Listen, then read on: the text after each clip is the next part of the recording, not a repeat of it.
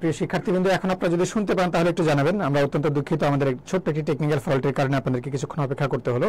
তবে এখন যদি শুনতে পান কমেন্ট করতে কিন্তু ভুলবেন না, ঠিক আছে? আমরা আর দেরি না করি, আমরা বলেছিলাম যে হচ্ছে আপনি কোন ব্যাচে তা একটু কমেন্ট করে জানাবেন, আরেকবার কমেন্ট করবেন যে আপনি কোন ব্যাচের। আমরা সেই অনুযায়ী আপনাদের কমেন্টগুলো গ্রহণ করবো এবং আর দেরি না করে আমরা আমাদের ক্লাসটুকু শুরু করতে যাচ্ছি আর কি। চলুন আমরা সর্বপ্রথম যে ইংরেজি প্রশ্নটা ছিল আমাদের, সেই ইংরেজি প্রশ্ন দিয়ে শুরু করতে চাইছিলাম। আমি পরিচয় দিয়ে আরেকবার শুরু করে দিচ্ছি। আমার নাম মাজেদুল ইসলাম রাকিব, পড়াশোনা করছি ঢাকা বিশ্ববিদ্যালয় আইন বিভাগ। আপনাদের ইংরেজি বিচিত্রা সহজে আজকের পরীক্ষায় আপনারা যারা চান্স প্রাপ্ত হয়েছেন, সরি আজকের পরীক্ষায় আপনারা যারা পরীক্ষা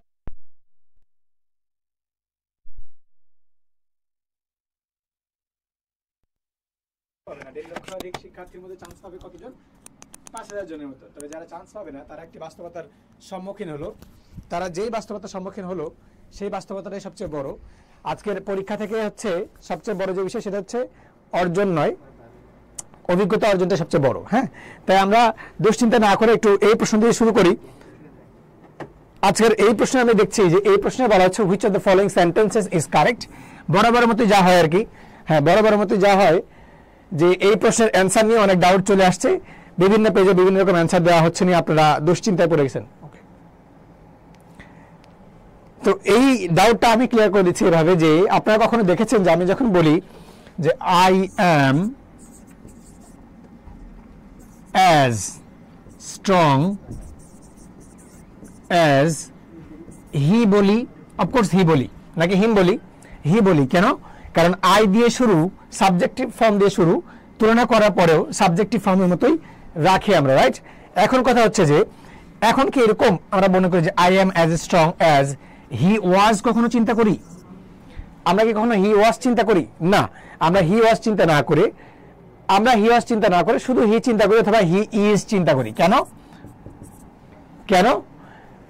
কারণ এটা আমরা বর্তমানের সাথে বর্তমান একজন ব্যক্তির প্রত্যক্ষ তুলনা করি, তাই না? তো প্রত্যক্ষ তুলনার ক্ষেত্রে এটা কি করি আমরা? এটা প্রেজেন্ট টেন্স রাখি, এটা প্রেজেন্ট টেন্স রাখি, এই ক্ষেত্রে প্রেজেন্ট টেন্স রাখি, তবে এটা উজ্জ্বল করে দিই। কেন? ঠিক যেমন ধরেন আপনার রিডান্ডেন্সির মধ্যে পড়েছেন, প্রোনাউন কি করে? নাউনের রিডান্ডেন্সি দূর করে। My car is better than your car. ঠিক একইভাবে এই যে এখানে can you run as fast as he can, এই বাক্যটাকে অনেকে আনসার হিসেবে চিন্তা করতে পারে যে আমাদের এই চারটি অপশনের মধ্যে সি এবং ডি সঠিক হওয়ার যোগ্যতা রাখে। এখানে একটা রান ছিল, সি এবং ডি সঠিক হওয়ার যোগ্যতা রাখে। তবে কেন ডি নাম্বারটা অ্যান্সার আমরা নিব না? কারণ এই প্রশ্নের মধ্যে দুইবার ক্যান শব্দটা চলে আসে, এতে রিডান্ডেন্সি হওয়ার একটা সুযোগ থাকে। সবচেয়ে বেশি প্রচলিত কোনটা? তাহলে সবচেয়ে বেশি প্রচলিত অনুযায়ী আমরা সঠিক অ্যান্সার নিব হচ্ছে সি। সঠিক অ্যান্সার কোনটা হচ্ছে? সি। আমরা কলোকেশন বলে একটা টার্মকে চিন্তা করবো যে কলোকেশন মানে কি? বাক্য অনুযায়ী বা নেটিভ স্পিকারদের অনুযায়ী সবচেয়ে সঠিক কোনটা বা সবচেয়ে বেশি প্রচলিত কোনটা, সেদিক দিয়ে উত্তর হচ্ছে আমাদের এখানে সি নাম্বার। তাহলে 3 নাম্বার প্রশ্নের যে উত্তর সেটা গেল সি নাম্বার। আমরা পরবর্তীতে আসছি if you succeed I shall be happy, the correct simple form of this sentence. এই প্রশ্নটার একটু বেসিকের প্রয়োজন ছিল। ঠিক একটু আগে যে প্রশ্নটা গেল সেখানে যেমন বেসিক প্রয়োজন ছিল, ঠিক একইভাবে এই প্রশ্নে এসে আমরা বেসিকের সম্মুখীন হলাম, যেখানে দেখব দ্য কারেক্ট সিম্পল ফর্ম। আমরা সেন্টেন্সকে স্ট্রাকচার অনুযায়ী 3 ভাগে ভাগ করে, একটা সিম্পল, একটা কমপ্লেক্স, একটা কম্পাউন্ড। সিম্পল সেন্টেন্সে ক্লজ থাকে একটা, তাই না? ক্লজ থাকে একটা, কমপ্লেক্সে থাকে 2টা এবং কম্পাউন্ডে থাকে 3টা। আমাদেরকে করতে বলা হচ্ছে একটাই। যদি আমি একটাই করি তাহলে এটা হওয়ার কোনো সুযোগ নেই, কারণ আই অ্যাম হ্যাপি একটা, অ্যাম, ইউ সাকসিড আর একটা, 2টা হবে না এটা। এখন থাকে বাকি 3টা। বাকি 3টার মধ্যে আমি যদি দিই যে your success makes me happy, সেখানে ভুলটা কোথায়? মেক্স মি হ্যাপি বললে আই অ্যাম হ্যাপি হতো এখানে, কিন্তু আই অ্যাম হ্যাপি তো এখানে নাই, ফিউচার টেন্স বলা আছে। যেহেতু ফিউচার টেন্স বলা আছে সেক্ষেত্রে উত্তর কোনটা হবে? সেক্ষেত্রে উত্তর হবে হচ্ছে will make me happy. Your success will make me happy. Clear? Okay, তাহলে your success will make me happy. আশা করছি ক্লিয়ার এটা। এই দুইটা কারেক্ট হয়েছে এরকম কেউ আছেন? একটু কমেন্টে জানাবেন। দুইটা কারেক্ট হয়েছে এরকম কেউ থাকলে অবশ্যই কমেন্টে জানাবেন। আমি পরবর্তী প্রশ্নে আসছি। which of the following is the active form of the statement my book has been lost by me? তাহলে এটা হচ্ছে আমাদের প্যাসিভ বাক্য দেওয়া আছে, প্যাসিভ বাক্যের অ্যাক্টিভ ফর্ম করতে হচ্ছে। আপনাদের একটু আমি দেখতে চাই যে দুইটা কারা কারা পেয়েছেন।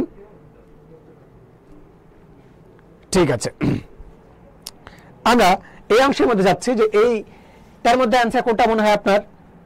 আমাদের মূল কথা হচ্ছে যে আমাদের কি প্রয়োজন, এই যে প্যাসিভ বাক্য, প্যাসিভ বাক্যের অবজেক্টের সাবজেক্টিভ ফর্ম নিয়ে আসা প্রয়োজন। তার মানে আই হবে সামনে, ডি নাম্বার হওয়ার কোনো সুযোগ নেই। দ্বিতীয় কথা হ্যাজ বিন রয়েছে, মানে present perfect tense. Present perfect tense যদি হয় তাহলে হ্যাড হওয়ার কোনো সুযোগ নাই। বাকি থাকে কি আই লস্ট মাই বুক আর একটা আই হ্যাভ লস্ট মাই বুক। আমি বলে দিলাম এটা হতে হবে প্রেজেন্ট পারফেক্ট টেন্স। যদি প্রেজেন্ট পারফেক্ট টেন্স হয় সেক্ষেত্রে এটা তো অ্যান্সার হওয়ার সুযোগই নাই। অ্যান্সার হচ্ছে সি নাম্বার। এটা সহজ ছিল না অনেক? অ্যান্সার হচ্ছে সি নাম্বার, সহজ ছিল অনেক। তাহলে এই প্রশ্নের উত্তর হচ্ছে সি নাম্বার। যদি আপনি অন্য কোথাও কিংবা অন্যখানে গিয়ে উত্তর পান অন্য কিছু, সেক্ষেত্রে উত্তর আপনি ভুল পাচ্ছেন। আমি আপনাকে বলবো যে সঠিক উত্তরটা গ্রহণ করুন। ঠিক আছে, দুইটা ঠিক হওয়ার সুযোগ নেই, দুইটা ঠিক হওয়ার সুযোগ নেই। Which of the following is the passive form of the statement? You have to admit this. Again, আর একটা ভয়েস। মেডিকেল ভর্তি পরীক্ষার ক্ষেত্রে এটা একটা ম্যাজিকের মতো কাজ করে। চিন্তা করছেন যে যারা মেডিকেল ভর্তি পরীক্ষা দিবেন পরবর্তী বছর, আপনি খেয়াল করে দেখেন যে আমাদের প্রথম প্রশ্ন আসলো কিসের? প্রথম প্রশ্ন এসছে হচ্ছে কারেকশনের, এবং কম্প্যারিজন অফ অ্যাডভার্ব থেকে আসছে। কম্প্যারিজন অফ অ্যাডভার্বের আশেপাশ থেকে আসছে। চিন্তা করেন যে কম্প্যারিজন থেকে একটা আসলো, কম্প্যারিজন থেকে আসার পরে কি হলো? কম্প্যারিজন থেকে আসার পরে কি হলো? কম্প্যারিজন থেকে আসার পরে হলো ভয়েস থেকে দুইটা পাইলাম আমরা। চিন্তা করেন যে এই টপিকগুলোকে আপনি পাত্তা দিতেন না এইচএসসির সময়, সেই টপিকগুলো বেশি বেশি আসছে। তো যারাই ভর্তি পরীক্ষা দিচ্ছেন তাদের ক্ষেত্রে বলছি যে ভর্তি পরীক্ষা যারা এইচএসসি দিচ্ছেন তাদের ক্ষেত্রে বলছি গ্রামারের প্রতিটা টপিক শেষ করে তারপরে কিন্তু পরীক্ষা দিতে আসবেন। যাই হোক, you have to admit this. এটার ক্ষেত্রে যদি আমরা প্যাসিভ করি সেটার ক্ষেত্রে মনে রাখতে হবে হ্যাভ টু, হ্যাজ টু এখানে হচ্ছে মডাল অক্সিলারি। কি মডাল অক্সিলারি? যেমন I am going to open A bank shop বা ব্যাংক অ্যাকাউন্ট, ঠিক ওইটার মতো যে আই এম গোয়িং টু ছিল মডাল অক্সিলারি। সেক্ষেত্রে এটা হবে দিস, সাবজেক্ট বানাবো আমরা দিস, তারপরে হ্যাভ টু, দিস এর জন্য বসবে has to, this has two.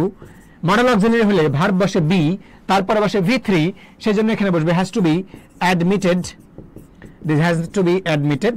তারপরটা হচ্ছে প্রিপজিশন, প্রিপজিশন হিসেবে বাই, তারপরটা হচ্ছে you, this has to be admitted by you. সেটার ক্ষেত্রে উত্তর কোনটা হয়?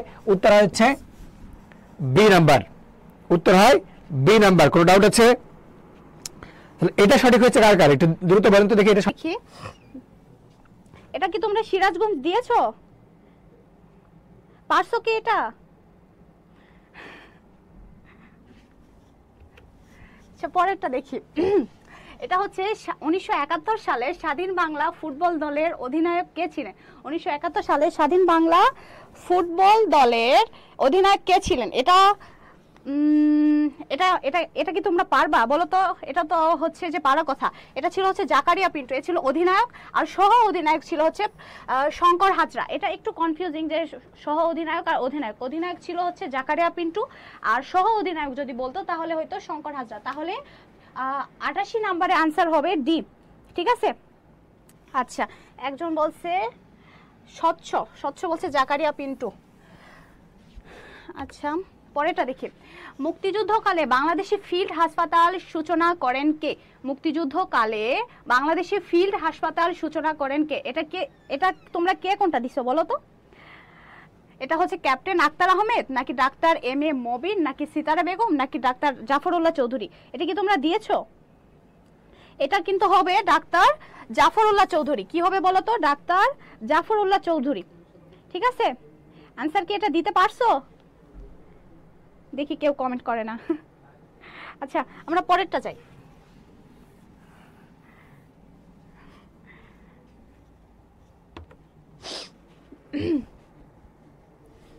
এবার আসি, ইখতিয়ার উদ্দিন মোহাম্মদ বিন বখতিয়ার খিলজি কোন শাসককে পরাজিত করে বাংলার রাজধানী নবদ্বীপ জয় করেন? এটা কিন্তু আমি তোমাদের পড়িয়েছি, লাইভ ক্লাসে পড়েছি এবং বলেছি যে ইখতিয়ার উদ্দিন মোহাম্মদ বিন বখতিয়ার খিলজি বললাম সরি লক্ষণ সেনকে পরাজিত করেন। এবং কত সালে করেন এটা কিন্তু বলছিলাম, 1204 সালে লক্ষণ সেনকে পরাজিত করে বাংলা দখল করে। এটা কিন্তু আমি তোমাকে পড়াইছিলাম এবং বলছিলাম যে আজকের ক্লাস থেকে হয়তো তোমার মেডিকেল ভর্তি পরীক্ষায় একটা কোশ্চেন কমন পাইলেও পাইতে পারো। দেখছো, বলেছিলাম কিন্তু। আচ্ছা তাহলে এটা কি হবে? লক্ষণ সেন। ওকে, পরেরটাতে যাই। এবার দেখো, একদম বাংলাদেশের এখন হট টপিক, বৈষম্য বিরোধী ছাত্র আন্দোলনে আবু সাইদ কবে শহীদ হন? আচ্ছা এটা কিন্তু হচ্ছে বিগত একটা ভর্তি পরীক্ষা, কোন জানি ভর্তি পরীক্ষাতেও আসছিল কোশ্চেনটা। আচ্ছা, এটা তো পারবা তাই না? এটা তো সবাই পারবা যে কবে আবু সাইদ শহীদ হন?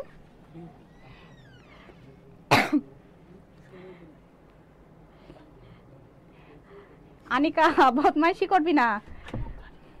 আচ্ছা, তাহলে এটা কত হবে বলো তো? 16 জুলাই 2024। 16 জুলাই 2024, ঠিক আছে? আচ্ছা,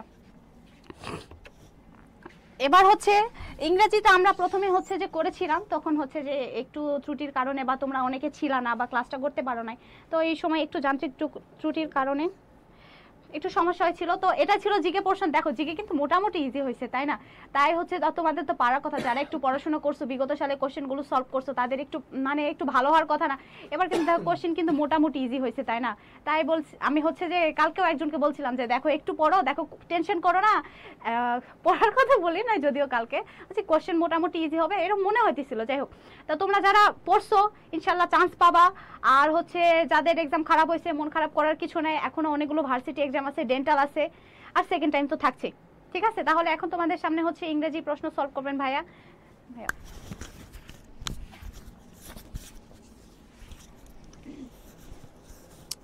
থ্যাংক ইউ আমাদের আপুকে।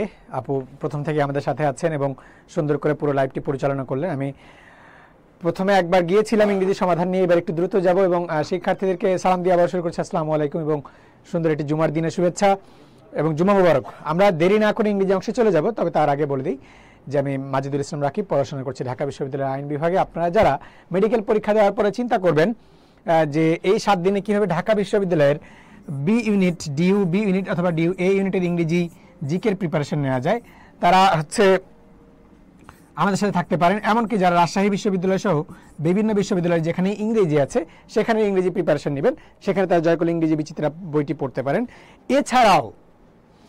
এছাড়াও আপনারা যারা হচ্ছে এই ইংরেজি ভিত্তিক যে কোনো প্রিপারেশন নিতে চান, আমাদের এখানে কিন্তু লাইভ ম্যারাথন ক্লাস হয়, আপনারা জানেন কিনা। আগামীকালও সন্ধ্যা 7টায় এবং সন্ধ্যা 7টায় আমাদের ইংরেজি লাইভ ম্যারাথন ক্লাস আছে, সেই ক্লাসে আপনারা আসবেন। এখানে এসে একটা ক্লাসে অনেকগুলো রিভিশন করতে পারবেন, আমি বলে দিচ্ছি, হ্যাঁ, সেখানে আমাদেরকে পাওয়া যাবে। এছাড়াও আপনারা একটু বলেন যে হচ্ছে আপনারা কে কোন ব্যাচের, একটু আমাকে কমেন্টে জানাবেন। তো দেরি না করে আমরা শুরু করতে পারি। ইয়েস, ইংরেজি অংশ নিয়ে সবাই অনেক এক্সাইটেড। বলে দিই যে ইংরেজি অংশের প্রশ্ন বরাবর বিশ্ববিদ্যালয়ের স্ট্যান্ডার্ড প্রশ্নই হয়েছে, আজকেও প্রশ্ন এরকমই হয়েছে। হ্যাঁ, তো আপনারা যারা ইংরেজির এই ক্লাসগুলো করতে চান, আমি আমার আইডি মাজিদুল ইসলাম রাকিব থেকে এখানে লাভ রেক দিয়ে দিলাম, 3টি পার্পল কালারের ক্লাসে থাকায় ধন্যবাদ লিখে দিচ্ছি। আপনারা সবাই ওই লাইভ ক্লাসের জন্য করতে পারেন। এছাড়াও HSC 25-26 যদি কেউ থাকেন, তারাও এই ক্লাসগুলো করতে পারবেন। এখন থেকে ক্লাসগুলো বেশি বেশি করতে পারবেন, ঠিক আছে? আমি দিয়ে দিলাম ক্লাসে থাকায় ধন্যবাদ লিখে দিয়েছি, 25 ব্যাচ 26 ব্যাচ। দেখেন আমি দিয়ে দিচ্ছি যে ক্লাসে থাকায় ধন্যবাদ, একটা দিয়ে দিচ্ছি মাজিদুল ইসলাম রাকিবের আইডি থেকে।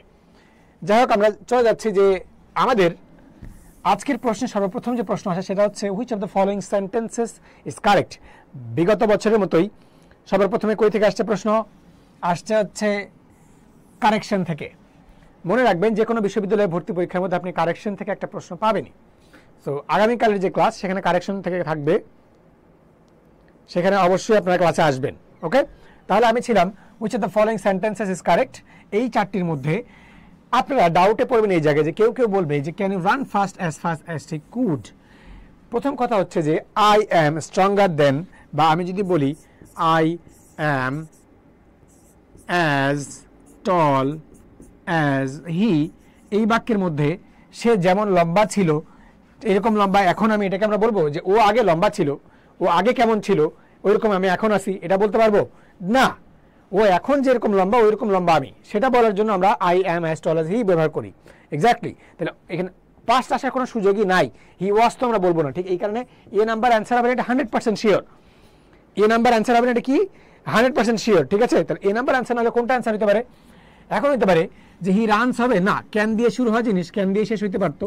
তাহলে থাকে হচ্ছে সি আর ডি। সি আর ডি এর মধ্যে কি আমি ক্যান নিব? খেয়াল করেন, আমরা বলি যে she loves like her mother. তখন এই মাদারটা এখানে প্রিপজিশন, সরি লাইকটা এখানে প্রিপজিশন হিসেবে বসে। আমরা যদি হার মাদার ডাজ দিই তখন এই লাইকটা এখানে কনজাংশন হিসেবে বসে। তাহলে হার মাদার হইলে like preposition, her mother does হইলে লাইক কনজাংশন। এই বাক্যটা যদি খেয়াল করেন আপনি, অ্যাজ ফাস্ট অ্যাজ, এটা অ্যাডভার্ব আকারে বসছে মূলত। কি আকারে বসছে? মূলত অ্যাডভার্ব আকারে। সেখানে এখানে আমাদেরকে প্রচলিত কলোকেশন অনুযায়ী বা প্রচলিত নিয়ম অনুযায়ী চিন্তা করেন সবচেয়ে বেশি যে ব্যবহার হয় সেটা হইতেছে 3 নম্বরের ক্ষেত্রে সি, সবচেয়ে বেশি প্রচলিত। ডি নাম্বার যে অ্যান্সার ভুল তা না, তবে সবচেয়ে বেশি প্রচলিত কোনটা? সি। এই জন্য আমি আপনাদেরকে অ্যান্সার সি নাম্বার দিতে বলবো। ডি নাম্বার অ্যান্সার হয় বা সবচেয়ে বেশি প্রচলিত হচ্ছে সি। ওকে, 25 ব্যাচে যারা আছেন এখন থেকে, যারা অ্যাডমিশন সহ বিভিন্ন প্রিপারেশন নিতে চান, তারা আমাদের সাথেই থাকবেন। আমরা 5 নম্বরে আসছি।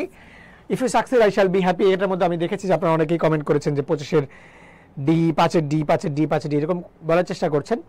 ওকে, এটার ক্ষেত্রে যেটা হয়েছে যে অনেকেই বলছে যে your success makes me happy, আমাকে সব সময় খুশি করে। এটা হতো, কিন্তু এখানে বলা আছে আই শ্যাল বি, তার মানে এতদিনও সাকসেসফুল হয় নাই, সামনে হবে।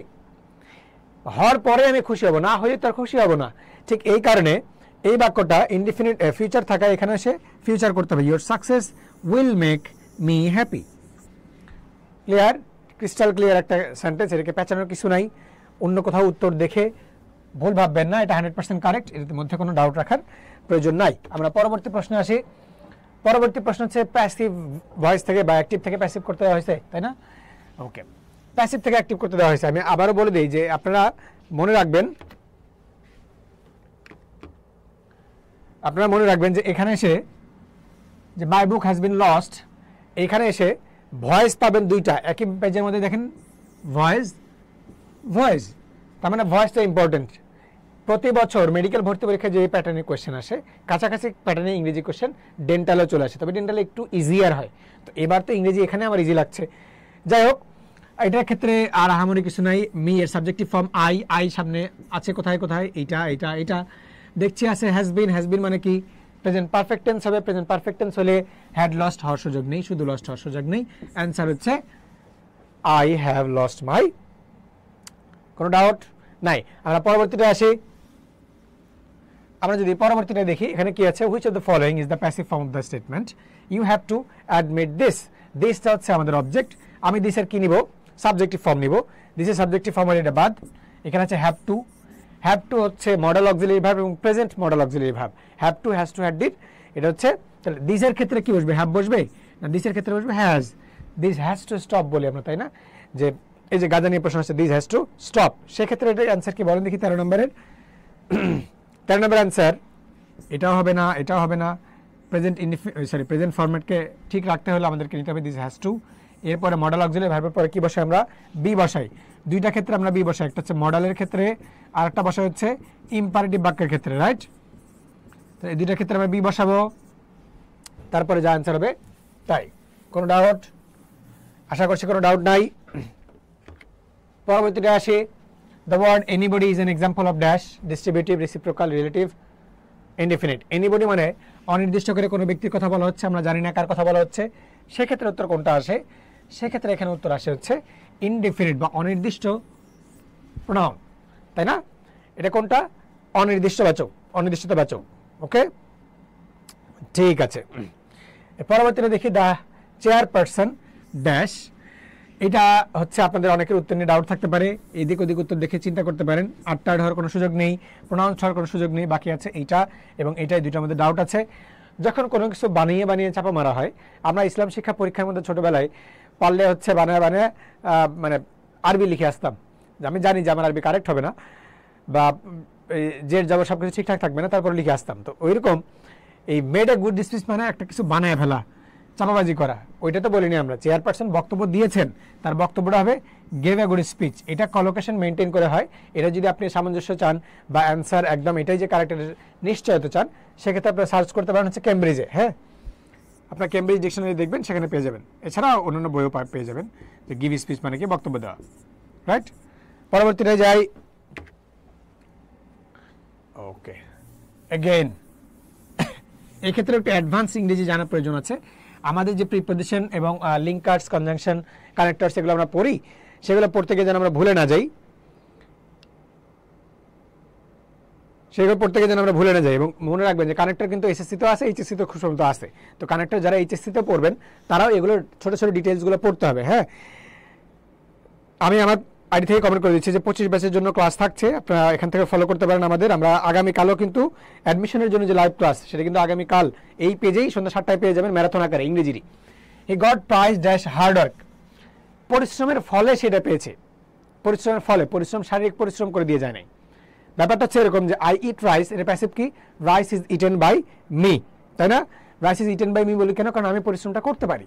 বাট হার্ড ওয়ার্ক কি নিজে কোনো পরিশ্রম করতে পারে না? আমি হার্ড ওয়ার্ক করি, ঠিক এই কারণে এখানে বাইটা হবে না, এটা হবে ফলাফল। ফলাফল অ্যান্সার, ফলাফল উত্তর হিসেবে এখানে বসবে বাই ডিন্ট অফ, ফলাফল অর্থে এখানে বসবে কি বাই ডিন্ট অফ। তারপর complete the sentence on of the words given below, you may accept this, accept the gift dash you may refuse it. প্রথম অংশের উত্তর হচ্ছে, মিনিং হচ্ছে তুমি তুমি কি করতে পারো, এখানে বলা আছে তুমি এটি গ্রহণ করতে পারো অথবা প্রত্যাখ্যান করতে পারো। তুমি এটা গ্রহণ করতে পারো, প্রত্যাখ্যান করতে পারো। বাট হয়তো যদি দুইটা একই ধরনের পার্শ্ববর্তী হইতো এবং এর মধ্যে একটার হওয়া সত্ত্বেও আর একটা হয়েছে, কিন্তু আমরা এখানে অপশন দুইটা দেই নেই, দুইটার মধ্যে একটা নিতে বলতেছি। যেমন আমরা বলি he is poor but happy, সে একই সাথে গরিব এবং সে একই সাথে সৎ, দুইটাই তার মধ্যে আছে। কিন্তু এখানে দেখেন দুইটা তার মধ্যে নয়, তাকে দুইটা যে কোনো একটা নিতে হবে। ঠিক এই জন্য বিয়োজক অথবা সংকোচক অব্যয় হিসেবে অর বসবে। ওকে, তাহলে এটার ক্ষেত্রে অ্যান্সার হবে অর। ঠিক আছে, পরবর্তীটা, the sentence he seems to have acted rightly, এটার ক্ষেত্রে to have plus V three, যেটা এটাকে আমরা বলি পারফেক্ট ইনফিনিটিভ। সিম্পল পাস্ট টেন্সের স্ট্রাকচার তোমরা জানো, তাহলে হি সিমড হইতো এখানে, সেটা তো হওয়া সম্ভব না, এই জন্য এটা হচ্ছে পারফেক্ট ইনফিনিটিভ। এটার কি স্ট্রাকচারটা মেন করে পরে রাখো যে to have plus V three, to have plus কি ভি থ্রি। তারপর the term bravo, bravo, hurray, alas, এগুলো কাছাকাছি একই ধরনের শব্দ, মিনিং শুধু আলাদা। এগুলোকে আমরা আবেগ প্রকাশে ব্যবহার করি। তো আবেগ প্রকাশে যখনই ব্যবহার করি না কেন সেক্ষেত্রে এটা হচ্ছে ইন্টারজেকশন। এটা নিয়ে কোনো ডাউট থাকার কোনো চান্সই থাকার কথা নয়, রাইট? তাহলে ইংরেজি যতগুলো দিলাম, ইংরেজি যতগুলো অ্যান্সার করলাম সবগুলো কারেক্ট হয়েছে, এরকম কেউ আছেন? কারেক্ট হলে একটু কমেন্ট করেন তো, যতগুলো দিয়েছি কারেক্ট হলে একটু কমেন্টে জানান, কমেন্টে জানাতে পারেন। ওকে, এর পরবর্তীতে আমরা শেষের দিকে চলে আসছি, প্রায় দ্রুত যাব কারণ ইংরেজি আগে একবার সব দিয়েছি। The principal clause in the সেন্টেন্সটা হচ্ছে I have a cow which is red. দুইটা ক্লজ, একটা ডিপেন্ডেন্ট একটা ইন্ডিপেন্ডেন্ট। যেটা ইন্ডিপেন্ডেন্ট ওইটাই প্রিন্সিপাল, স্বাধীন যেটা ওইটাই মেইন। সেক্ষেত্রে অ্যান্সার হচ্ছে I have a cow, I have a cow, answer হবে কি আই হ্যাভ এ কাউ। 2 নম্বর, the adverb of the verb, the adverb of the noun rotation. এখান থেকে ভার্ব ফর্ম হচ্ছে রোটেট, ভার্ব ফর্ম কি rotate. এর adjective কি, এর অ্যাডজেক্টিভ হতে পারে রোটেশনাল। আর একটা আছে রোটারি ক্লাব বলে আমরা চিন্তা করি, যদি ওটার মিনিং কমপ্লিট আলাদা। তাহলে রোটেশন হচ্ছে আমাদের অ্যাডজেক্টিভ নাকি রোটেশনাল? রোটেশন হচ্ছে noun, rotational adjective. Adverb form হচ্ছে রোটেশনালি, এলয় যুক্ত করে দিলাম। অ্যাডজেক্টিভের সাথে এলয় যুক্ত করলে কি হয়? অ্যাডভার্ব হয়ে যায়। Good.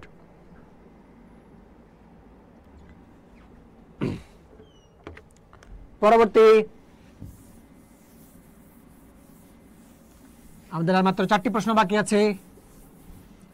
Complete the following sentence as generic, মানে জেনারেলাইজ করো। সবার জন্য জেনারেলাইজ করতে গেলে আমরা সবাইকে বলি যে ওরা তো ভালো না, ওরা তো এমন।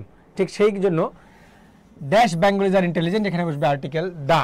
জেনারেলাইজ করতে সবাইকে নিয়ে আসতে হবে, এই জন্য বসবে দা। তারপরেরটা when the teacher entered the room, যুক্ত আছে হোয়েন দিয়ে।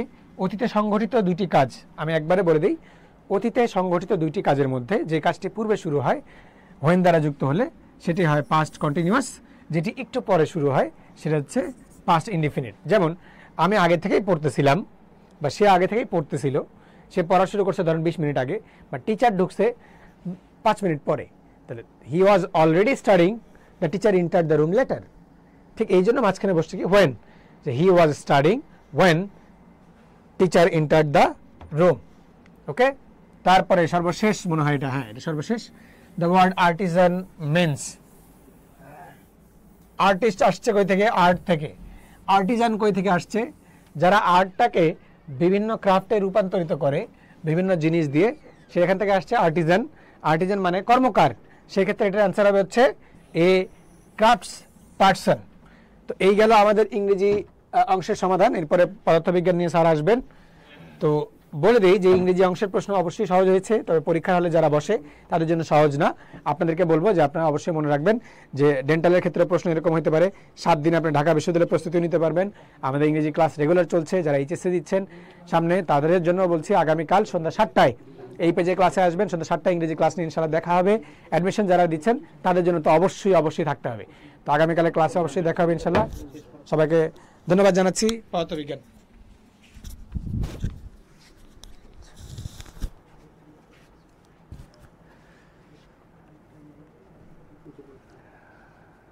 কেমন আছো? প্রশ্ন সলভ যেগুলো দেওয়া হলো সেগুলো 100% রাইট এতক্ষণ পর্যন্ত যতগুলো দিলাম, বুঝছো? ফিজিক্সটা শুধু বাকি আছে, বাকি জিকে ইংলিশ এগুলো কিন্তু আমাদের দেওয়া শেষ। তো এখন আমাদের ফিজিক্সের পালা। ফিজিক্সের ক্ষেত্রে দেখো এমন কিছু ম্যাথ দিছে যে ম্যাথগুলো করতে গেলে তোমার হাতে ক্যালকুলেশন করাও খুব একটু জটিল, 2-1টা ম্যাথ, আর বাকিগুলো তুমি পারবা। হাতে ক্যালকুলেশন যোগ্য হচ্ছে তোমার কেমিস্ট্রিতে একটু ঝামেলা করছে, বাট ফিজিক্সের ম্যাথগুলো সলভ করা যায়। হ্যাঁ, আর একটু মুখস্থ বা মেমোরাইজিং পার্টটা একটু বেশি দিছে, যেমন জলীয় বাষ্পের চাপ, আবার এত সেকেন্ডে এততম দূরত্বের অনুপাত, এই সকল প্রশ্ন, আবার আলোকবর্ষ দূর কত দূর। এই যে মেমোরাইজিং পার্টটা কিন্তু অনেক দিয়েছে এইবার, কারণ মেডিকেলে পড়তে গেলে তোমার মেমোরাইজিং পার্টটা স্ট্রং হওয়া মানে জরুরি, যার ব্রেনে যত বেশি ইনফরমেশন গেদার থাকে আর কি। তো সেই সাপেক্ষে এই প্রশ্নগুলো দেওয়া হয়েছে এবং কাটমার্কের কিন্তু বাড়তে পারে। তার আগে আমরা চলো একটু প্রশ্ন সলভে চলে যাই। আর পেজে হচ্ছে 2 থেকে 1টা ভুল ছিল, যখন প্রথম আপলোড দেওয়া হয় ওটা কারেকশন হয়ে যাবে। যে জাফারউল্লাহ হবে হচ্ছে তোমার একটা অ্যান্সার, আর একটা হচ্ছে বাইল সল্ট, ওটা কিন্তু রাইট। হ্যাঁ, ওটা কিন্তু প্রথম দিকে ভুল দেওয়া হয়েছিল মনে করো, পরে এখন 100% রাইট দেওয়া হচ্ছে এখানে অ্যান্সার। হ্যাঁ, আমার সাউন্ড ক্লিয়ার আছে কিনা একটু দেখো, সাউন্ড ক্লিয়ার আছে কিনা একটু দেখো, তারপরে আমরা প্রশ্ন সলভে চলে যাব। এবং এখানে কিছু ম্যাথ আছে, ওই ম্যাথগুলো আমি দেখাই দিচ্ছি যে এইভাবে সলভ করা দরকার। হ্যাঁ, তাহলে নাও আমরা শুরু করি। প্রথম, দুটি ভেক্টর রাশির মান যথাক্রমে 8 এবং 6। দেখো একটা ভেক্টর রাশি আছে, এই দিক হচ্ছে তোমার 8, এটা হচ্ছে তোমার 8, আর এটা হচ্ছে তোমার 6, এদের মধ্যবর্তী কোণ কত? 30। তো এখানে বলছে ভেক্টর গুণফল। দেখো ভেক্টর গুণফল মানে কি? এ ক্রস বি, এ গুণ B, A B sine theta, তাই না? A B sine theta, and থিটার মান সাইন থিটার মানে কি? সাইন 3 ডিগ্রির মান কত? হাফ। সাইন 3 ডিগ্রির মান কত? হাফ, গুণ এ বি মানে কত? এই 6 আর এই 8, 6 7 42, তাহলে 42 না 27টা, এটা কো 6 48, 6 কত? 48। তাহলে 24-এর যদি তুমি হাফ দিয়ে গুণ দাও তাহলে কত হয়? এই 24 হয় কিন্তু। তাহলে এখানে অ্যান্সার কত হবে? 24। দেখো এই দুটা গুণ করবা, দিয়ে হাফ দিয়ে ভাগ করবা, কারণ কি? কারণ সাইন 30-এর মান হাফ। তাহলে এই 6 8 48 আর 24 2 48, মানে তুমি হাফ দিয়ে ভাগ দিবা, তাহলে এটা কিন্তু 24 অ্যান্সার। তারপরে দেখো কুলম্বের সূত্র কোনটির ক্ষেত্রে প্রযোজ্য? বিন্দু চার্জ বা পয়েন্ট চার্জের ক্ষেত্রে এটা কিন্তু সত্য। লাস্টে কাটমার্ক নিয়ে একটু আলোচনা করবো, লাস্ট পর্যন্ত একটু থাইকো। তাহলে দেখো কুলম্বের সূত্র কোনটা? বিন্দু চার্জ। হ্যাঁ, এটা কিন্তু পয়েন্ট চার্জের ক্ষেত্রে কেবলমাত্র বিন্দু, মানে কুলম্বের সূত্র যখন তুমি বর্ণনা করবা দেখবে ওখানে বিন্দু কথাটা উল্লেখ আছে। তো এটাও কিন্তু অনুসরণের প্রশ্ন, এটা অনুসরণের প্রশ্ন। পরের কোশ্চেন দেখো, পরের কোশ্চেনের ক্ষেত্রে দেখো ফোকাস দূরত্ব দেওয়া আছে, অর্থাৎ আমার কি দেওয়া আছে? দেখো এফ এর মান দেওয়া আছে, এফ এর মান কত? 1000 সেন্টিমিটার। এখন এটাকে আমার কিন্তু মিটারে কনভার্ট করতে হবে, তাহলে মিটারে কনভার্ট করলে আমার এই দুইটা জিরো কি কাটা পড়ে যাবে না যখন মিটারে কনভার্ট করব? তাহলে এটা কিন্তু 10 মিটার, ঠিক কিনা? এখন আমরা জানি ডায়াপ্টার সমান 1/f, ঠিক কিনা? তাহলে 1/10 মানে কত? 0.1, এটা হচ্ছে তোমার ডায়াপ্টার, এই যে ডায়াপ্টার, তাহলে 0.1 ডায়াপ্টার। দেখো আমার এখানে 1000 সেন্টিমিটার দেওয়া আছে, ওইটাকে আমি মিটারে কনভার্ট করব, কারণ ডায়াপ্টার একক হিসাব করতে গেলে আমার আগে থেকে মিটারে কনভার্ট করতে হবে। তাহলে 10 মিটার, 10কে আমি 1/10 করব, কারণ dioptre is equal two 1/f, সেখান থেকে সে 0.1, তার মানে এখানে কত হবে? 0.1। ওকে, ও এখানে কি হবে? উত্তর লেন্সে কত বলছে? তাহলে প্লাস হবে, প্লাস, বুঝছো? এটা কি দিচ্ছে বলো তো? 21 সি হবে কিন্তু। হ্যাঁ, এবং 21 সি হবে। 19 নাম্বার আমাদের হাফ ইয়ারলিতে আসছিল, ওই দেখো হাফ ইয়ারলিতে কিন্তু আসছিল। আমার সাউন্ড মনে হয় ক্লিয়ার, ঠিক কিনা? তারপরে দেখো স্থিতি অবস্থা থেকে এই প্রশ্নটা, এই এমসিকিউটা কিন্তু তুমি শর্টকাট জানতে হবে। যেমন কততম সেকেন্ডে অতিক্রান্ত দূরত্ব, অর্থাৎ আমি যেখানে কত বলছে দেখো, চতুর্থ এবং তৃতীয় সেকেন্ডে অতিক্রান্ত দূরত্বের অনুপাত কত।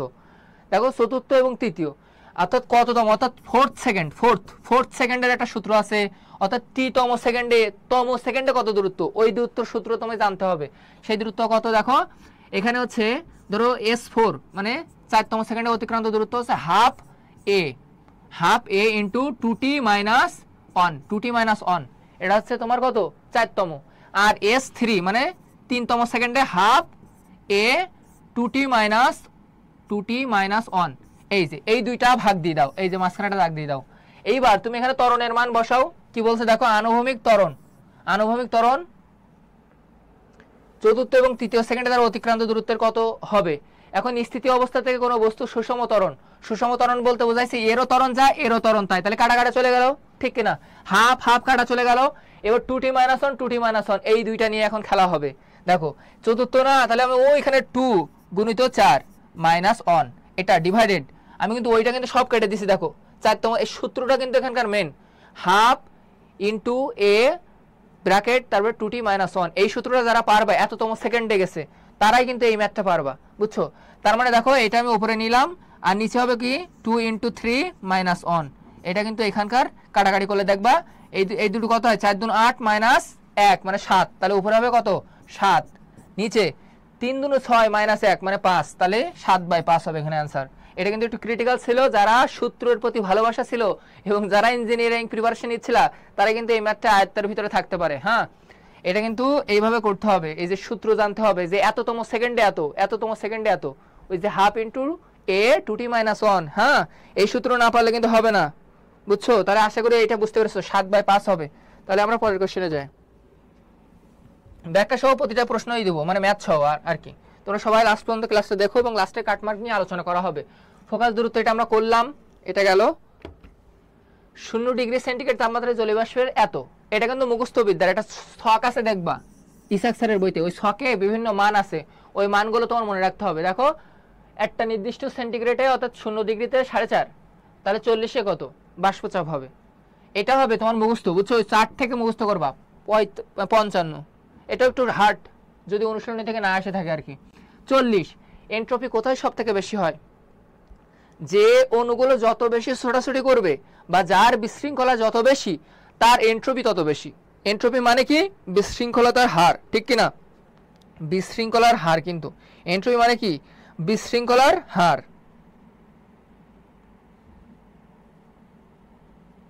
তাহলে দেখো এখানে মিথেন গ্যাস কঠিন না, কঠিনে কিন্তু ছোটাছুটি করবে না অণুগুলা, তরলে কিন্তু ছোটাছুটি করবে না অত অণুগুলা, বাট এইটার ভিতরে এখন তোমার কনফিউশন ভুগতে পারে।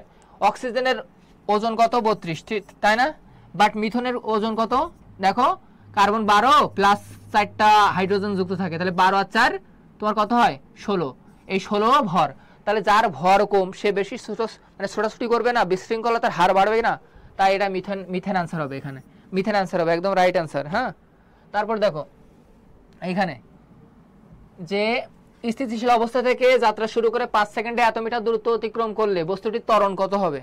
দেখো ত্বরণ ইকুয়ালটা আমরা জানি না যে S equal to UT plus half AT square, এটা আমরা পড়েছি না, এই সূত্রটি দিয়ে করলে এটা এনাফ।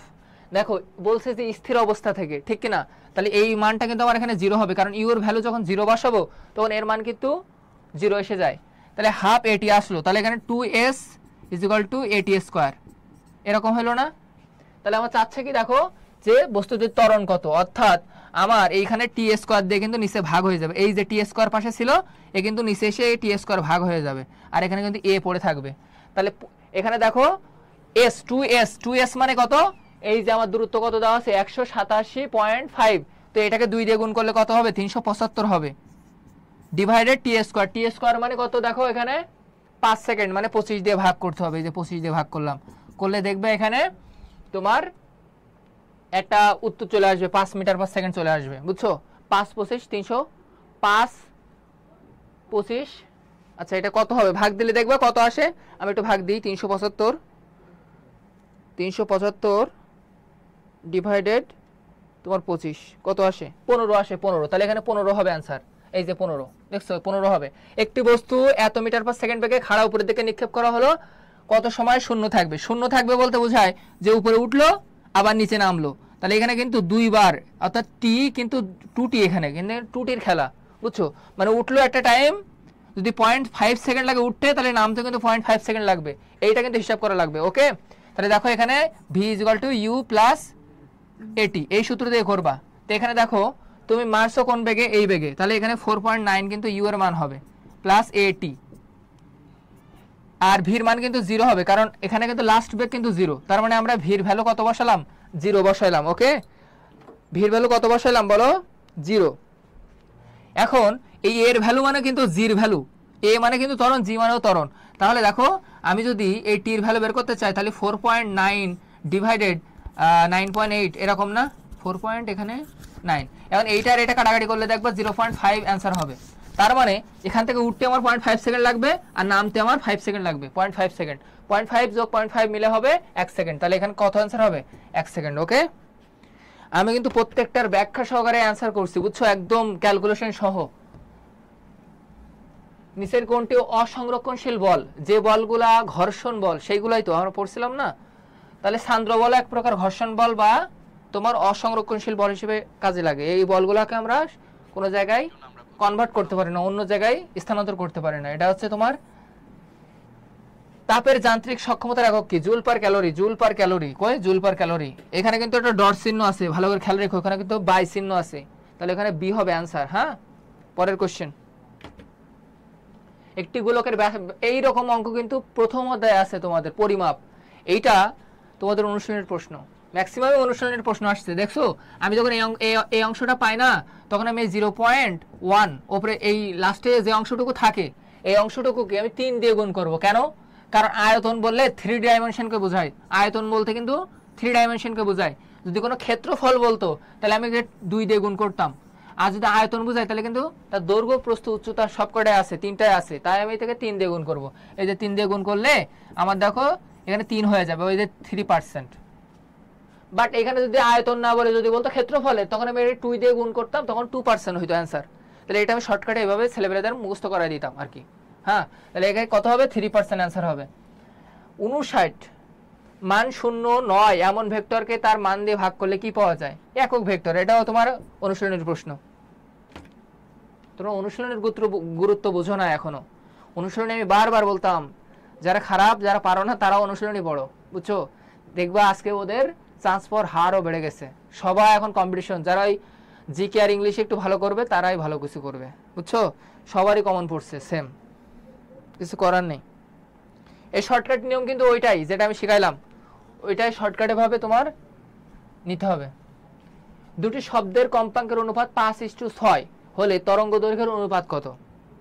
দেখো এখানে কি আছে, কম্পাঙ্ক মানে এফ, আমরা জানি না V is equal two F lambda, ঠিক কিনা। এখন দেখো তো এফ আর ল্যামডার ভিতরে কিন্তু আবার ব্যস্তানুপাতিক সম্পর্ক আছে। কিভাবে? আমি যদি এফটাকে এই সাইডে নিয়ে আসি, তাহলে ভি ভাগ এফ সমানুপাতিক ল্যামডা। দেখো তো এর সাথে এ কিন্তু ব্যস্তানুপাতিক, ঠিক কিনা। ল্যামডার সাথে কম্পাঙ্কর ব্যস্তানুপাতিক সম্পর্ক না, তাহলে এখানে বলছে কম্পাঙ্কের অনুপাত যদি 5:6 হয়, তাহলে তরঙ্গ দৈর্ঘ্যের অনুপাত 6:5 হবে, তাহলে উল্টা হবে। যেহেতু ব্যস্তানুপাতিক সম্পর্ক, যেহেতু আমার 5:6 আকারে দেওয়া আছে, তাহলে তার উল্টা হয়ে যাবে, তাহলে কি হবে, 6:5 হবে। এই 6:5 কয় এই, তাহলে 73/6:5, বুঝতে পেরেছ, 73/6:5, 73/6:5, এইচএসসি 26। আচ্ছা ঠিক আছে। পৃথিবীর ঘূর্ণন না থাকলে পৃথিবীর পৃষ্ঠে কোন বস্তুর ওজন হবে? হ্যাঁ, এটা বৃদ্ধিপ্রাপ্ত হবে। এটা দেখবা, এটা হচ্ছে ইসাক স্যারের অনুশীলনী থেকে আসছে প্রশ্নটা, সেখানে কমবে দেওয়া আছে, কমবে। কিন্তু এখানে আসল অ্যান্সার হবে হচ্ছে বৃদ্ধিপ্রাপ্ত হবে। এটা কিন্তু অনুশীলনীতে ভুল অ্যান্সার দেওয়া, এটা কিন্তু অনুশীলনীতে ভুল অ্যান্সার দেওয়া। হ্যাঁ, আমি বলছিলাম যে অনুশীলনীতে ভুল থাকলে তোমরা রাইটটাই দাগাবা, বুঝছো, অনুশীলনীর ভুল অ্যান্সার তোমার দাগানোর দরকার নেই। তাহলে এখানে বৃদ্ধিপ্রাপ্ত হবে। কেন? কারণ পৃথিবী যখন ঘোরে তখন আউটার দিকে একটা ফোর্স তৈরি হয়। ধরো আমি আলফাজ, আমি এই গ্রাউন্ডের সাথে একটা নির্দিষ্ট ওজন নিয়ে দাঁড়ায় আছি, কারণ আমি যদি আমার ঘোরার কারণে কিন্তু আমার পৃথিবী থেকে ছিটকে যাওয়ার একটা সম্ভাবনা আছে। আর এই পৃথিবী ঘোরেই বলেই কিন্তু পৃথিবী থেকে আমি বাইরে ছিটকে যাওয়ার একটা সম্ভাবনা আছে। অর্থাৎ আমি 3 কেজি ওজন প্রয়োগ করছিলাম মাটিতে, যখন সে ঘুরছে তখন আমার ওজন 2 কেজি নিচ্ছে, কারণ আমার বাইরের দিকে যাওয়ার পসিবিলিটি আছে।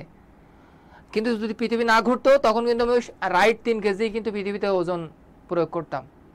বাট পৃথিবী ঘোরার কারণে বাইরের দিকে যে আউটার ফোর্স তৈরি হয়েছে, ওই কারণে আমার 3 কেজির ওজনের বদলে আমি 2 কেজি ফোর্স দিচ্ছিলাম পৃথিবীকে। এটা কিন্তু একটা বেসিক প্রশ্ন, বুঝছো? পৃথিবী ঘোরা বন্ধ হলে আমার ওজন বৃদ্ধি পাবে, আর যদি ঘুরে তাহলে আমার ওজন আউটার দিকে কিছু অংশ ব্যয়িত হয়ে যাবে, বুঝছো, মানে বাইরের দিকে। এটা কিন্তু অনেক গুরুত্বপূর্ণ একটা প্রশ্ন। তাহলে বৃদ্ধিপ্রাপ্ত হবে, অনুশীলনীতে এটা কি আছে, ভুল আছে, কিন্তু বোর্ড বইয়ের ভিতরে আবার সে ঠিক বলছে, বুঝছো?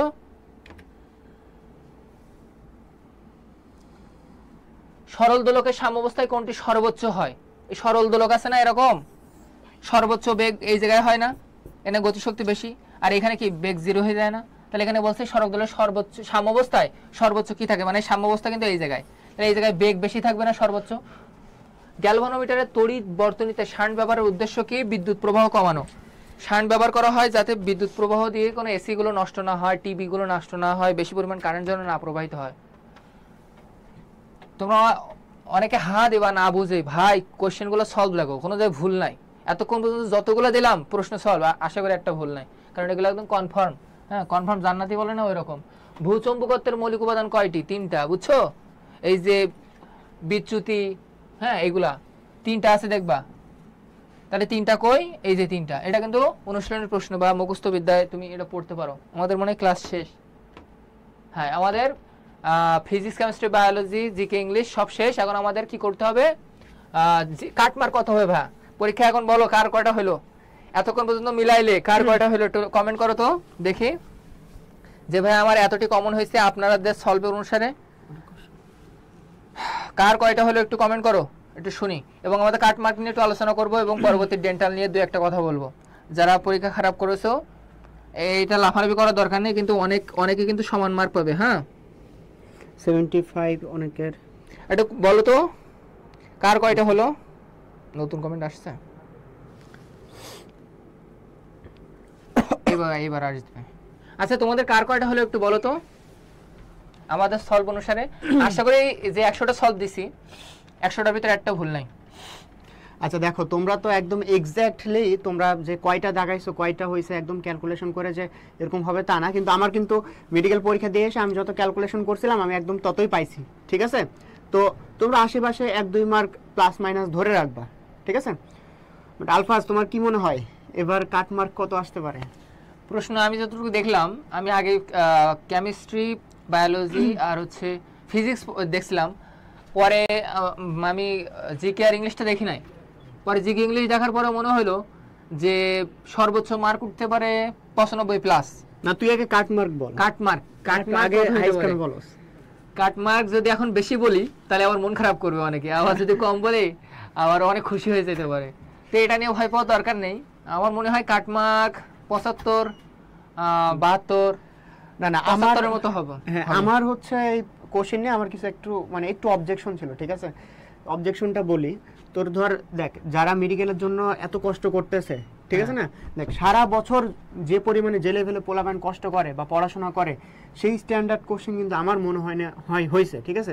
অতি সহজ হয়ে গেছে। কঠিন করবে না, কঠিন করলে আবার পোলাপান অনেক প্যানিক হয়ে যায়, ঠিক আছে? একদম কঠিন করার দরকার নাই, কিন্তু মোটামুটি একটা স্ট্যান্ডার্ড লেভেলের করা উচিত ছিল, ঠিক আছে? কিন্তু আমি সলভ করার সময় যখন বায়োলজি, কেমিস্ট্রি, ফিজিক্স গুলো দেখছি, আমার মনে হচ্ছে খুবই সহজ কোশ্চেন করছে। এত সহজ কোশ্চেন করে আমি নিজেও সাপোর্ট করি না। ইঞ্জিনিয়ারিং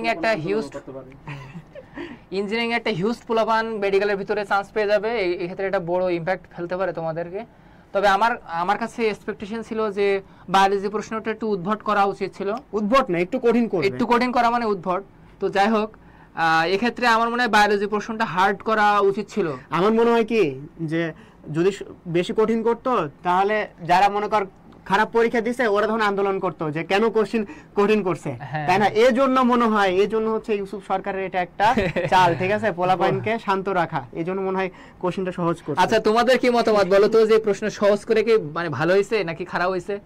প্রশ্ন সহজ হয়েছে, অনেকে লাফাচ্ছ আমি চান্স পেয়ে গেছি, পরে দেখো কাট মার্ক অনেক বেশি, ঠিক আছে? এবং যারা আসলে অনেক বেশি কষ্ট করছে, সারা বছর কষ্ট করছে, সেই 2-3 বছর আগে থেকে লেগেছিল, তো তারা তো একটু এক্সট্রা অর্ডিনারি বা হচ্ছে তোমার বই থেকেও বাইরে অনেক কিছু শিখছে, তাই না, এই 2 বছরে? এবং তাদেরকে ওই প্ল্যাটফর্মটা আসলে দেওয়া হয় নাই যে তারা তাদের ফুল ইন্টেলেকচুয়াল বা তাদের জ্ঞানটা ইউজ করবে, ঠিক আছে?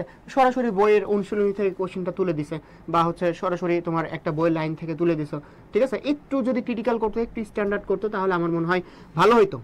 আর কাটমার্ক যেটা আলফাজ বলছে যে 75, আমারও মনে হয় যে 74, 5 প্লাস মাইনাস এরকম হবে, ঠিক আছে, 73, 4, 5 ওদিকে 6 এর মধ্যে কাটমার্কটা থাকবে, তবে সম্ভাবনা বেশি আমার মনে হয় 74 হওয়ার, ঠিক আছে, কারণ 74, 5 হবে। হ্যাঁ 74, 5 এরকম কাটমার্ক গতবার কাটমার্ক ছিল হচ্ছে 68, এখন এবার আসবে 75 এর মতো আমার যা ধারণা প্রশ্ন দেখে, আর এর থেকে বেশি হইতে পারে আমার কেন জানি মনে হচ্ছে, কারণ একটু প্রশ্ন সহজে আসছে। হ্যাঁ, আর কমও হইতে পারে, এটা নিয়ে কোনো প্যানিক হওয়ার দরকার নেই।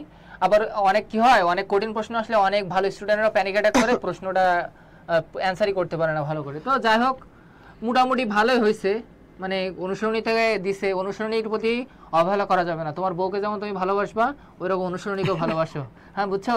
আর জয়কলির সাথে লেগে থাকো। আমরা যে জয়কলির বই থেকে যে এমসিকিউ গুলা মানে নিয়ে নিয়ে স্লাইডে পড়াইতাম, ওখান থেকে যে কতগুলো কমন পড়ছে, এখন শুধু সময়ের অপেক্ষা। আমার পরীক্ষা চলছে বলে আমি দেখাইতে পারছি না, তোমরা যারা ক্লাস করেছো তারাই বুঝতে পেরেছো ক্লাসগুলোর গুরুত্ব কতটুকু ছিল। আর আমরা যতটুকু গাইডলাইন যেভাবে দিয়েছিলাম, অনুসরণীকে বারবার ফোকাস করেছি, ভাই অনুসরণী ন্যূনতম দেখে যাস। আর ফিজিক্স, কেমিস্ট্রি, বায়োলজি এবার কিন্তু তাই করেছে। এমনকি ভুল অ্যান্সার দেওয়া আছে ইসাক স্যারের, সেই এমসিকিউটা চলে আসছে, তার মানে অনুসরণী থেকে হুবহু কপি করে দিচ্ছে, বুঝছো। আর আরেকটা বিষয় হচ্ছে, পরীক্ষা দিয়ে আমি যখন বের হয়েছিলাম প্রত্যেকবারই শুনি যে ইঞ্জিনিয়ারিং পোলাপান যারা থাকে তারা চিল্লাচিল্লি করে যে এই 95 প্লাস, এই 100 শিওর, ঠিক আছে। তো বাকি যারা হচ্ছে ট্রু বা পিওর মেডিকেল পার্টি যারা আছে তারা মন খারাপ করে, ঠিক আছে, যে ও তো 95টা দাগাইছে, 100টা দাগাইছে, কিন্তু ওটা কি ছিল, মজার ছলে ছিল, ঠিক আছে। আমরা অনেকে পরে বুঝতে পারি যে ও মজা করে বলছে, ওর আসলে ইচ্ছাই ছিল না, জাস্ট এক্সাম দেওয়ার জন্য দিছে, ঠিক আছে, এক্সাম দেওয়ার জন্য জাস্ট আল্লাহর নামে দাগায় আসছে এবিসিডি করে। কিন্তু আমার মনে হয় এবার আসলে এরকম হইতে পারে যে 95 প্লাস মানে অনেকেই পাবে, ঠিক আছে, অনেকেই পাবে বলতে মানে একটা ভালো অ্যামাউন্টের আসবে যে 95 বা এরকম প্লাস মার্ক আসবে, ঠিক আছে। তো সো হাইস্ট মার্ক আমার মনে হয় এবার 95 ক্রস করবে, ঠিক আছে। তোমরা যারা অলরেডি 75 প্লাস উঠাই ফেলছো তারা একটু মানে নিশ্চিন্তে থাকো একটু ভালো দেখে। আর যারা 80 প্লাস তুলছো তারা তো একেবারে আনন্দ উল্লাস, আর যারা 95 পেয়েছো তারা তো অনেক ভালো, ফার্স্টের দিকে চলে যাবা। আর তোমরা যারা ঢাকা মেডিকেলে চান্স পাবো, আমরা দুই ভাই আছি, শাহিন ভাই, আমি আলফাজ, তোমাদেরকে দেখাশোনা করব। তোমরা আসো আমাদের ক্যাম্পাসে, দেখলে অনেক ভালো লাগবে, একসাথে আড্ডা হবে। সবার জন্য দোয়া রইল। এবং আমাদের জয়কলির প্যানেলে যে মেডিকেল পোর্শনে যারা ছিলেন, রাজীব ভাই, রাব্বি ভাই সহ আরও অনেকে, সাথে মহসিন ভাই, শাহিন ভাই, সবার জন্য দোয়া করবা। এবং তোমাদেরকে আমরা অথেন্টিক একটা সলভ দেওয়ার চেষ্টা করেছি এতক্ষণ ধরে। তো সবার জন্য শুভকামনা রইল, সবাই ভালো করে চান্স পাবো, এবং চান্স পেয়ে অবশ্যই আমাদেরকে জানাবা। যদি জয়কলি যদি কোনো পোস্ট দেয় কমেন্টে জানাও যে জয়কলির কোনো অবদান যদি তোমাদের মনে লেগে থাকে, এবং আমাদের জন্য দোয়া করবা। সবাই ভালো থাকো, সুস্থ থাকো। আজকের এই পর্যন্তই, মন খারাপ করার দরকার নেই, এখন হাতে অনেকগুলো স্কোপ খোলা, সামনে ডেন্টাল, মিস্ট, আর্মি মেডিকেল থেকে শুরু করে ভার্সিটি। এই রেজাল্ট নিয়ে যেন কোনো মানে খারাপ পদক্ষেপ না নাও সামনে, যে রেজাল্ট নিয়ে তুমি ভেঙে পড়লা, বা তুমি তোমার এই রেজাল্টটা দিয়ে তোমার লাইফের ডিসিশন মেকিং করে নিলা, এটা কিন্তু তোমার একদম উচিত হবে না। তোমার লাইফ কিন্তু অনেক দাম। আল্লাহ তাআলা কিন্তু এই সামান্য একটা পরীক্ষা, যেটা দুনিয়াবের পরীক্ষা, যেটা আখিরাতের কোনো পরীক্ষা না, সেই দুনিয়াবের পরীক্ষা দিয়েই যদি তুমি আত্মহত্যা করে মারা যাও, তখন আল্লাহ তোমার প্রশ্ন করবে, এই তোর তো পাঠাইছিলাম আখিরাতের জন্য, তুই দুনিয়ার গন্ডগোল নিয়ে তুই আত্মহত্যা করে আসলে আমার কাছে, তখন তুমি কি অ্যান্সার দিবা? সো আমার মনে হয় তুমি যতটুকু যা করেছো এটাই তোমার নিয়তির লেখা ছিল, এটাই তোমার মানে লাইফের, এইটাই তোমার পাওয়া ছিল। তুমি সঠিক পরিশ্রম করলে আশা করি তুমি সঠিক রেজাল্টটাই পাবা। তো সবাই ভালো থাকো, সুস্থ থাকো। আজকের ক্লাস এই পর্যন্তই। আচ্ছা, আমি লাস্ট 2টা বা 3টা কথা বলে শেষ করি, ঠিক আছে। আচ্ছা, এখানে 3 প্রকার মানুষ পাওয়া যাবে বা স্টুডেন্ট পাওয়া যাবে যাদের পরীক্ষা একদমই ভালো হয়েছে। মানে সবার জন্য আমি বলে দিচ্ছি যে তোমার করণীয়টা আসলে কি।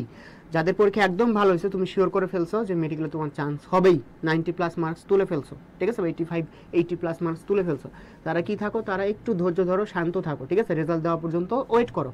যাদের পরীক্ষা খারাপ হয়েছে, তুমি বুঝে ফেলছো যে তোমার চান্স হবে না, ঠিক আছে, এরকম কিন্তু অনেকে থাকে, বুঝে ফেলে যে চান্স হবে না, পরীক্ষা খারাপ হয়েছে, এখনই ভেঙে পড়ার কিছু নাই, আরও অনেক সুযোগ আছে সামনে। যে আলফাজ বললো যে আরও অনেক এক্সাম আছে, সেই এক্সামগুলোতে ট্রাই করো, পরিশ্রম করো। তোমার যদি পরিশ্রম, ভাগ্য এবং মেধা, এই 3টার সমন্বয় হলেই কিন্তু তোমার চান্স হবে, ঠিক আছে। এবং সবসময় বিশ্বাস করবা যে তোমার জন্য যা মঙ্গলজনক, সৃষ্টিকর্তা তোমার জন্য বা তোমাকে তাই দিবে, ঠিক আছে। তো তোমরা ধৈর্য ধরো, পরিশ্রম করো। এবং যারা মাঝামাঝিতে আসো তাদের টেনশন সব থেকে বেশি, কারণ তারা জানে না যে মানে কাটমার্কের আশেপাশে যাদের মার্কস উঠতেছে বা আমরা যেটা বললাম, ঠিক আছে, তারা আসলে টেনশনে থাকবা যে আসলেই তোমার চান্স হবে কি হবে না, ঠিক আছে। তো তোমাদের টেনশনটা সব থেকে বেশি আমরা জানি। তো একটু ধৈর্য ধরো তোমরাও, এখন কয়েকদিন নামাজ কালাম পড়ো, ঠিক আছে, যাতে তোমার মানে আর কোনো বিপদ না ঘটে লাইফে। আরেকটা হচ্ছে যারা ফিউচারে, যারা অনেকে আছো 26-25 ব্যাচ, তারাও কমেন্ট করতেছো, ঠিক আছে, তারাও কি করবা, পড়াশোনা করো এখন থেকে। এবং এই বছরের যে এক্সাম বা তুমি কোশ্চেনটা দেখলা, ঠিক আছে, দেখে তুমি যা যা শিখলা সেটা তোমার লাইফে, তোমার এডুকেশন লাইফে তুমি অ্যাপ্লাই করো, ঠিক আছে। তো সবার জন্য শুভকামনা এবং আমাদের জন্য অনেক দোয়া করবা, ঠিক আছে, কারণ আমাদের পরশু দিনই আমাদের প্রফের পরীক্ষা চলতেছে, পরশু দিন পরীক্ষা আছে এবং পরীক্ষার মাঝখানে আমরা এসে এখানে তোমাদেরকে সময় দিলাম বা লাইফটা নিলাম, ঠিক আছে। সো আমাদের জন্য দোয়া করবা। আল্লাহ হাফেজ। তো জয়কলির পক্ষে আমি একটা কথা বলি, জয়কলি তোমাদের পাশে দেখো সবসময় ফ্রিতে সাপোর্ট দিয়ে গেছে। এই যে ক্লাসগুলো তোমাদের দিয়ে গেল কোনো স্বার্থ ছাড়াই দিয়ে গেল। যদি আমাদের যে বইগুলো আমরা এবার দিনে আমরা নেক্সট টাইম আর পোস্ট দিব যে দেখো যে এইখান থেকে এতগুলো কমন পড়ছে বা এত ভাগ কমন পড়ছে, দেখবা কিছু মানুষ ওখানে বিনা কারণে হাহা দিবে। এটা কারণ কি, তোমাকে চাপই ধরতে চায়, আসলেই কিন্তু কমন বাদে, কারণ ওই বইতে সবগুলো প্রশ্ন ইনক্লুড। এখন তুমি যদি A to Z পড়াশোনা করো, এমসিকিউ সলভ করো, কমন আসবে, তারা সেটাকে প্রদর্শন করবে। এ নিয়ে যে ট্রল করবে বা তোমরা এটাকে মিথ্যা প্রমাণ করবে এমনটা না, যেহেতু অনুশীলনের প্রশ্নগুলো জয়গুলিতে আছে তো সে দেখাইতেই পারে। সো এই ব্যাপারে তোমরা কোনো মন খারাপ করবে না, তোমরা সহায়ক বই হিসেবে জয়গুলিকে পাশে রাখো, পড়ার টেবিলে রাখো। এবং সাথে আমাদের যে রেগুলার ক্লাস হবে আগামী বছরেও আমাদের জয়গুলি প্যানেল থেকে আবার ক্লাস দেওয়া হবে, তো তোমরাও সেই ক্লাসগুলো করবা, সাথে আমাদের জন্য দোয়া করবা এবং জয়গুলির জন্য তোমাদের পাশে থাকতে পারে সেই কামনায় রইল। সবাই ভালো থাকো, সুস্থ থাকো। আসসালামু আলাইকুম। আসসালামু আলাইকুম।